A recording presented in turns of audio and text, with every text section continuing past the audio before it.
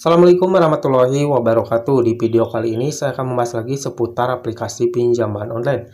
Nah, di kesempatan kali ini saya akan membahas seputar aplikasi-aplikasi pinjaman online yang memang untuk debt collector lapangannya sudah cukup merata, dan pastinya untuk debt collector lapangan dari aplikasi-aplikasi ini cukup rajin juga ya datang ke rumah kalian.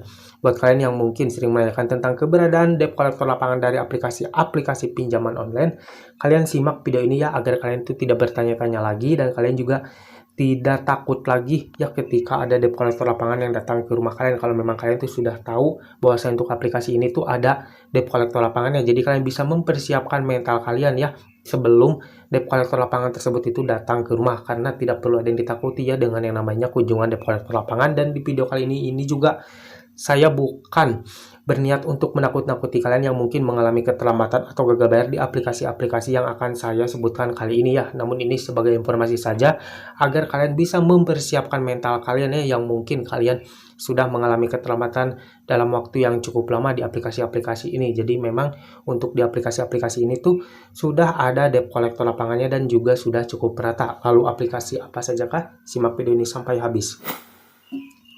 Daftar aplikasi pinjaman online legal yang debt collector lapangannya sudah cukup merata dan pasti datang. Yang pertama sudah dipastikan aplikasi Kredipo. Yang kedua ada aplikasi Kredit Pintar. Yang ketiga ada aplikasi Aku Laku.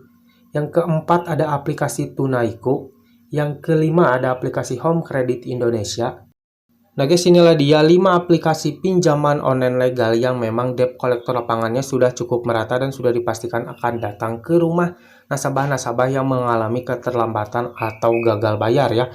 Buat kalian yang mungkin sekarang mengalami keterlambatan di aplikasi-aplikasi ini, kalian siapin mental kalian ya. Kalian atur bagaimana nanti ketika ada debt collector lapangan yang datang ke rumah ya. Ingat, kalian hadapi saja. Kalian jangan pernah merasa takut, kalian jangan pernah kabur-kaburan ketika ada debt collector lapangan yang datang ke rumah ya, karena jikalau kalian sembunyi, kalian kabur-kaburan, tentunya itu akan memperpanjang masalah ya. Jadi alangkah baiknya kalian hadapi saja ketika ada debt collector lapangan yang datang ke rumah. Justru itu kesempatan yang baik buat kalian ya, agar kalian tuh bisa berbicara apa adanya kepada debt collector lapangan tersebut ya.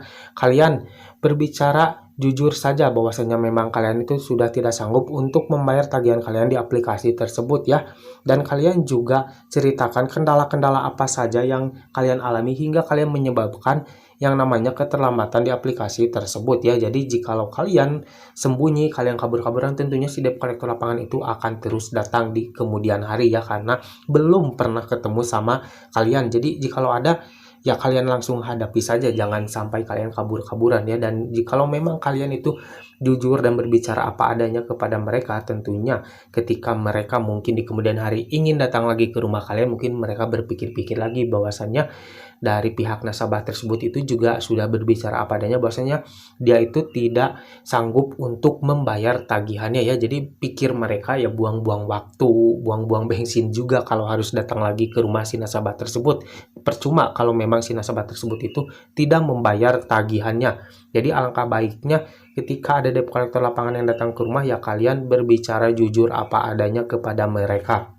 Lalu bagaimana nih kalau ada debt collector lapangan yang memaksa harus membayar tagihan kalian? Ya kalian juga jangan pernah memaksakan untuk membayar. Kalau mereka memaksa membayar ya kalian tetap pada pendirian kalian. Kalau memang kalian tidak sanggup membayar ya sudah, jangan pernah memaksakan ya. Jangan sampai menjual barang-barang berharga kalian ya. Jangan sampai memberikan apapun kepada si debt collector lapangan tersebut ya, karena memang tugas si debt collector lapangan tersebut tuh hanya mengingatkan tagihan saja. Tidak boleh mengambil uang tagihan kalian itu secara tunai atau secara cash ya.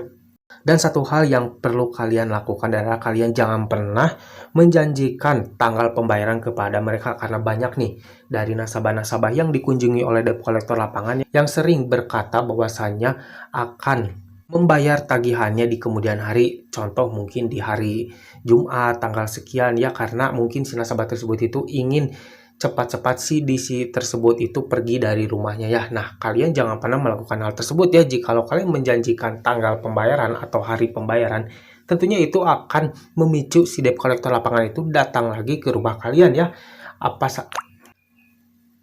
Jadi percuma saja kalian ingin cepat CDC itu pergi dari rumah dengan cara menjanjikan tanggal pembayaran, namun secara tidak langsung kalian juga memancing CDC tersebut itu akan datang lagi ke rumah kalian di kemudian hari. Jadi kalau memang kalian tidak ingin CDC lapangan itu datang lagi ke rumah kalian, ya alangkah baiknya ketika ada debt collector lapangan yang datang ke rumah kalian, ya kalian jangan pernah menjanjikan tanggal pembayaran. Alangkah baiknya kalian terima kedatangan CDC lapangan pada hari itu sedikit agak lama ya, demi mencegah CDC lapangan tersebut itu datang lagi ke rumah kalian, daripada kalian ingin CDC tersebut itu segera pergi dengan cara menjanjikan tanggal pembayaran, namun tentunya itu akan mengembalikan lagi CDC lapangan itu datang ke rumah kalian di lain waktu ya. Dan tentunya biasanya untuk nasabah-nasabah yang sering menjanjikan tanggal pembayaran, biasanya untuk CDC tersebut itu akan rajin bolak-balik datang ke rumah nasabah tersebut ya, karena disangkanya si nasabah tersebut itu masih mampu untuk membayar ya, hanya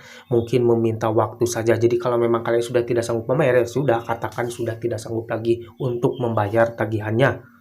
Nah, jadi sebagai kesimpulannya, buat kalian yang mungkin sekarang mengalami keterlambatan di aplikasi-aplikasi ini, kalian jangan pernah gegabah ya ketika ada debt collector lapangan yang datang ke rumah. Kalian jangan pernah salah berkata, salah bertindak ketika ada debt collector lapangan yang datang ke rumah kalian ya. Jangan pernah mengarang cerita, alangkah baiknya kalian berbicara apa adanya kepada si debt collector lapangan tersebut ya, kalau memang kalian itu ingin si debt collector lapangan tersebut itu tidak datang lagi ke rumah kalian. Oke, mungkin sampai di sini dulu video dari saya kali ini. Semoga sedikit video ini bisa bermanfaat buat kalian. Jangan lupa like dan juga share ke teman-teman kalian. Dan tetap dukung channel ini agar semakin berkembang dengan cara klik subscribe di bawah. Sampai jumpa di video selanjutnya. Assalamualaikum warahmatullahi wabarakatuh.